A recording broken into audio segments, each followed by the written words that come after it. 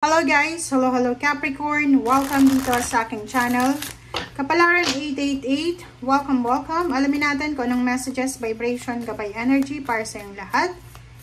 This is general reading, so pwede kang makaresonate. Gamitin mo lang ang iyong intuition sa panunood, Capricorn. Okay, first card natin is 5 of Diamonds, Cycle, Transformation. Okay. So yung first card mo, Capricorn, makinig ka ha. Posibleng marami kang pinagdaanan ng mga problema pinansyal, emosyonal, or anything na nagbigay sa'yo ng pag-aalala. Nagbigay sa'yo ng worries and fear. Yung parang dumaan ka, Capricorn, sa panahon or pagkakataon na feeling lost, feeling empty, feeling helpless. Yung parang kahit nasa ibang bansa ka na, may trabaho ka na sa ibang bansa, may ari-arian na sa Pilipinas, regular na sa trabaho sa Pilipinas, pero you're feeling lost and empty. Bakit? Kasi hindi ka kontento. Kasi hindi ito yung pinangarap mo.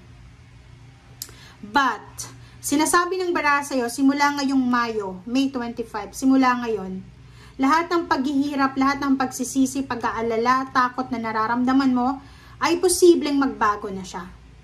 So, bibigyan ka ng pagkakataon, Capricorn, ng universe ng 5 years, 5 months, 5 cycle, 5 times na iikot, diba? Parang ganon. So, sinasabi ng bara sa'yo dito na bibigyan ka ng 5 beses ng universe simula ngayong 2025 na gawin kung ano yung pagbabago or transformation sa buhay mo. So, ibig sabihin yan, you are lucky, you are fortunate, kasi ikaw ay isa sa mga napili ng universe para tulungan ka para mag-transform yung buhay mo. Kasi yung minsan, di ba, yung pagkakataon, 1 beses lang. Pero ikaw, binibigyan ka ng 5 beses na cycle. 5 times cycle. Di ba? So, gawin mo na yung best of the best mo starting 2025. Kasi, yun. Deserve mo yun. Okay? So, yung second card mo is Prosperity Begins. So, dito sinasabi ng baraha na may magsisimula sa'yo. May uusbong dito Kung makikita mo dito, parang may binhi ka na itinanim. It's either nag-aral ka, so ngayon, tapos ka na sa pag-aaral, pwedeng medyo may knowledge ka na, meron ka ng diploma, diba? So, yung binhi na itinanim mo ay pwede mo nang anihin by applying job, diba? So, pwede ka na mag-apply, pwede ka na maghanap ng trabaho.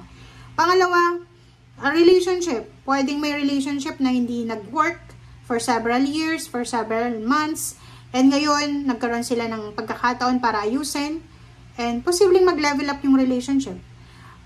Next is yung mga hindi nabubuntis. Pwedeng may mabubuntis na dito dahil sa sobrang pagda-diet, dahil sa pabalik-balik na sa doktor, or dahil sa pagpipray, or talagang, eto yung prosperity talaga na blessing from God. Diba? So, marami. Even yung mga nag-a-apply sa inyo ng mataas na posisyon sa trabaho, yung salary increase, dumaan kayo dito sa pinakamababa, diba? So, lahat ng prosperity na abundance na magsisimula sa'yo, Capricorn, deserve mo yan. So, huwag kang mag-guilty. Kasi deserve mo yun Naghirap ka, nagsakripisyo ka, so deserve mong maging masaya. Deserve mong maging joy talaga. Joyful. Diba? Deserve mong makuha yung success na yan kasi trinabaho mo yan. Habang yung ibang tao nagpapahinga, habang yung ibang tao nag-e-enjoy, ikaw, nag-aaral ka, ikaw, parang nagtatrabaho ka, nag-overtime ka, nagta-travel ka, diba? So, deserve mo yan. Na blessings na yan.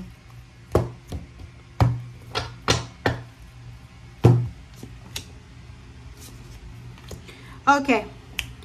3 of Wands and then freedom. Diba? So, dito sinasabi ng bara sa'yo na matagal mo na tong hinintay Diba? Matagal mo siyang hinintay but ngayon ay dumating na. So, congratulations sa'yo kasi you are free now. Matagal mo siyang pinagpipray, minamanifest na like yung iba, diba? Makagraduate, yung iba makauwi ng Pilipinas matapos yung kontrata, yung iba like literal na makalaya sa kulungan, 'di ba? Kung galing sila sa jail, or yung iba naman matagal na hinintay na ma-promote, ano ba? Lahat, mag-retire, lahat na kung ano mang hinihintay mo, you are free now, 'di ba? You are free now. You are free to decide, you are free to go, parang ganoon. Okay, next card naman is relationship. If you are single, sinasabi ng baraha sa'yo dito na isang tao na magkaka-interest sa'yo. Ang posibleng mag-offer sa'yo ng love life. But, sa ngayon, ang focus mo sa ngayon is, kung single ka, kahit wala kang relationship, diba? Ang focus mo ngayon is mag-ipon ng pera. Kahit sabihin mo dito na may nag-offer sa'yo ng love life, sa lahat ng pinagdaanan mo na paghihirap sa pinansyal, wala nang saysay sa yung love life, 'di ba? Parang iisipin mo na kailangan ko munang mag-ipon ng pera or kailangan kong makapag-asawa ng mayaman. Parang ganon. Ganon yung mindset mo sa ngayon. Mag-comment ka, tama ako, 'di ba? Tingnan mo. 'Di ba? So dito sinasabi ng baraha sa iyo, isang in a relationship ngayon, kasalukuyan kang may karelasyon, Capricorn. Pero yung mindset mo iba na eh, 'di ba? Yung parang gusto mo nang makipaghiwalay sa kanya. Kasi gusto mong mag-focus sa pera. Gusto mong mag-focus sa trabaho, sa career. Or kasi you're free eh. Diba yung freedom na nararamdaman mo sa ngayon is sobra-sobra. Tingnan mo to. Ito yung focus mo. Ang focus mo is makuha yung power. Ang focus mo is magkaroon ng kontrata. Diba? Pumirma ng kontrata. Magkaroon ng trabaho.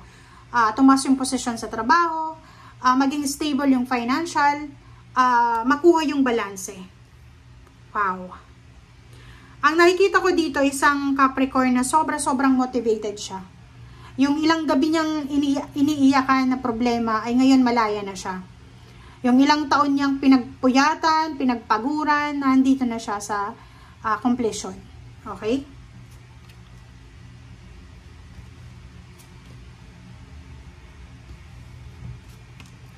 Okay. Last 3 cards tayo. Last 3 cards, kung makikita mo dito na sinasabi ng baraha sa'yo, huwag kang magpadalos-dalos daw. Kasi ang nakikita ko sa'yo, sobra yung eagerness mo eh. Eagerness talaga eh. Na parang gusto mo nang tumalon, ganon. Excited sa graduation, excited sa retirement, excited sa pag-uwi sa Pilipinas, excited sa new position, new salary increase, parang ganon. So, dito sinasabi na pag-isipan natin ng mabuti, huwag tayong magpadalos-dalos, okay? If you're tired, if you are feeling wasted, drain yung energy mo, as much as possible, kailangan mong magpahinga muna, okay? Lalo yung mga bagong graduate or yung mga, like for example, kaka-retire lang sa trabaho, kung tatanggap kayo ng lump sum of money sa mga magre-retire, much better magpahinga muna kayo, di ba? Pahinga muna, huwag mo munang planuhin yung pera na hawak mo or yung pera na marireceive mo. Yung newly graduate ka nun din, huwag yung ipapressure yung sarili nyo. Okay? And yung iba dyan na nagtatrabaho sa ngayon, nagtataguyod ng pamilya, na pagod na kayo, naku, magpahinga, guys, huwag kayong masyadong magmamadali. Okay, huwag masyadong mabilis sa mga actions or decision. Okay? Thank you guys for watching. Bye!